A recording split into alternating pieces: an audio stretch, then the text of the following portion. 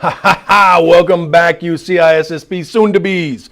I'm Colin Weaver. These are the IT Dojo CISSP practice questions of the day. Every single day I ask you 2 questions to ponder and contemplate. Let's go ahead and jump right in it. All right, here comes question number 1. A lot of words once again. Packet filtering firewalls or packet filtering routers typically make poor choices when it comes to protecting your internal resources from internet threats. Which of the following are reasons why these packet filtering firewalls are not a good choice? Go ahead and click on pause, give that a read, think it through. When you're ready, click play, we'll break it down. All right, choice number 1 says that they control access based on source IP address and are unable to determine whether or not a packet has a spoofed source IP. This is a true statement. Now, because packet filtering firewalls are stateless devices, all they do is look at the fields that are in headers, be it an IP header or a TCP header, and make a decision exclusively based on that content.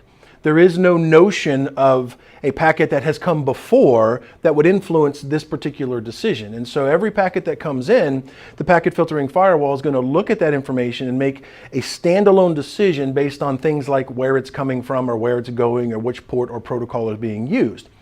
And there is zero capacity to determine in all of that whether or not the IP address is from a spoofed source. So this is a limitation of a packet filtering firewall. Second item on the list, they use reverse path forwarding for lookups. No, reverse path forwarding is more frequently associated with multicast traffic and making determinations in multicast routing about whether or not you're going to allow a particular packet to be forwarded out some other port. So when it comes to firewalls, reverse path forwarding is not used. Next batter up says that they're stateless. Yes, this is one of their limitations, and it goes back to what I was elaborating on in the first answer choice, where I say that when you're using a packet filtering firewall or a packet filtering router to go in and make your decisions, they look at every single packet as if it was a self-freestanding entity. There's no notion of packets that have come before that would influence whether or not this packet should be allowed.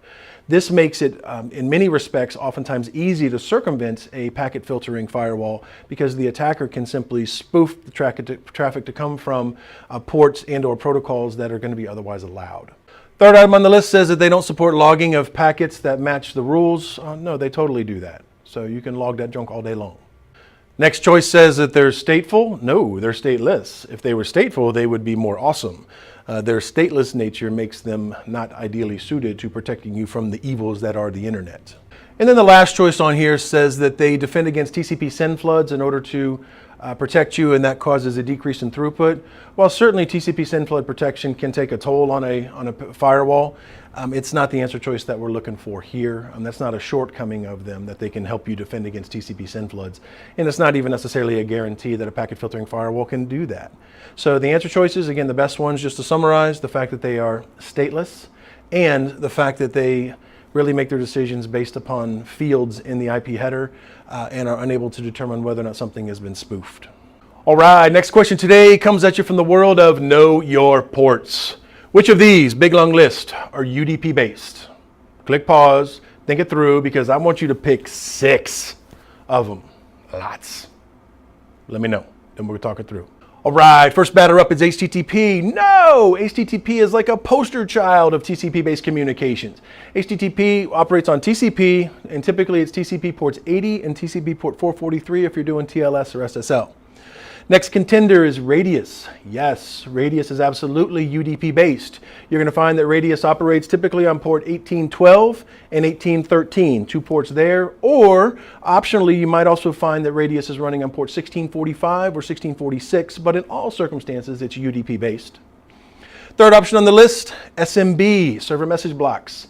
This is typically associated with Microsoft file sharing, and one of the most frequently encountered TCP ports is TCP port 445, so no, SMB is also not UDP based.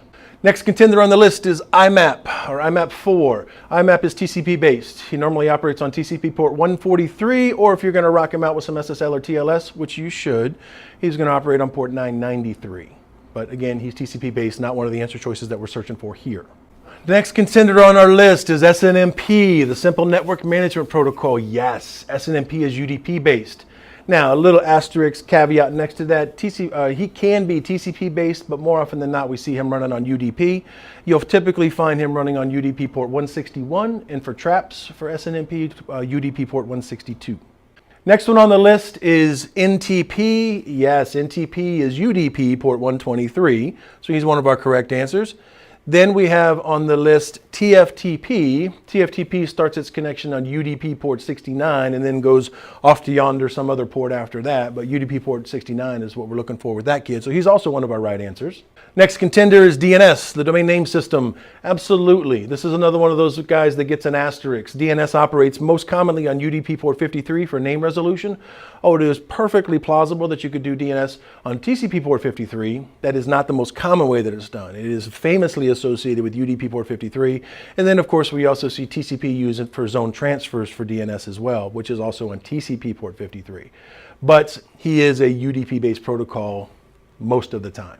The next kid on our list is SMTP, the Simple Mail Transfer Protocol. He is TCP through and through, not one of the right answers here.